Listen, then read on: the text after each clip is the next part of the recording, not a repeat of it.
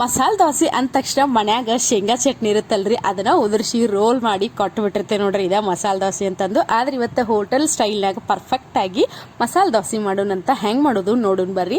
ಈ ಮೆಣಸಿನ್ಕಾಯಿ ಅಂತೂ ಸರ್ವೇ ಸಾಮಾನ್ಯ ರೀ, ಎಲ್ಲಾರ ಮನ್ಯಾಗೂ ಇದ್ದ ಇರ್ತಾವು. ನಾನಿಲ್ಲೇ ಬ್ಯಾಡಗಿ ಮೆಣಸಿನ್ಕಾಯಿನ ತಗೊಂಡಿನಿ, ಒಣ ಮೆಣಸಿನ್ಕಾಯಿ ಒಂದು 3 ಗುಂಟೂರು ಮೆಣಸಿನ್ಕಾಯಿನ ಹಾಕೊಂಡೆ ನೋಡ್ರಿ. ಇದಕ್ಕೆ ಬಿಸಿನೀರು ಹಾಕಿ ಒಂದು 20 ನಿಮಿಷದಷ್ಟು ನೆನೆಸಿ ಇಟ್ಕೋಬೇಕ್ರಿ.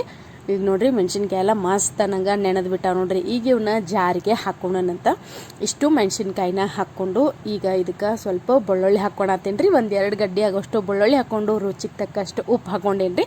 ಆಮೇಲೆ ಒಂದು ಸ್ವಲ್ಪ ಜೀರಿಗೆ ಹಾಕ್ಕೊಂಡೇನಿ, 1.5 ಸ್ಪೂನ್ ಆಗುವಷ್ಟು ಪುಟಾಣಿ ಹಾಕ್ಕೊಂಡಿ ನೋಡ್ರಿ. ಪುಟಾಣಿಗೆ ನೀವು ಹುರ್ಗಡ್ಲೆ ಅಂತೀರಿ, ನಾವು ಪುಟಾಣಿ ಅಂತೀವಿ.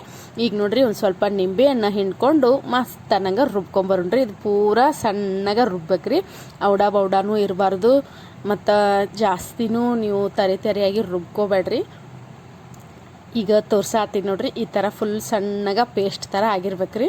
ಅದನ್ನು ರುಬ್ಬಿ ಇಟ್ಕೊಂಡ್ವಿ ಅಂದ್ರೆ ನಮ್ಮ ಅರ್ಧ ಮಸಾಲೆ ದೋಸೆ ರೆಡಿ ಆದಂಗೆ ನೋಡ್ರಿ. ಈಗ ನಾನು ದೋಸೆ ಹಾಕತ್ತೀನಿ ನೋಡ್ರಿ. ಇದಕ್ಕೆ ಒಂದು ಸ್ವಲ್ಪ ಎಣ್ಣೆ ಹಾಕ್ಕೊಂಡು ಅದನ್ನೇನು ಚಟ್ನಿ ಮಾಡಿ ಇಟ್ಕೊಂಡಿದ್ವಲ್ರಿ ಅದನ್ನ ಇದಕ್ಕೆ ಹಾಕಿ ಪೂರ್ತಿ ಸ್ಪ್ರೆಡ್ ಮಾಡ್ಕೊಳೋ ಅಂತ ದೋಸೆ ಪೂರ ಚಂದಾಗ ಹಚ್ಕೋಬೇಕ್ರಿ. ಇದನ್ನು ಪೂರ್ತಿ ಸ್ಪ್ರೆಡ್ ಆದಮೇಲೆ ನಾನೀಗ ನಡಕ್ಕೆ ಒಂದು ಸ್ವಲ್ಪ ಪಲ್ಯ ಇಡಾತೀನಿ ನೋಡ್ರಿ.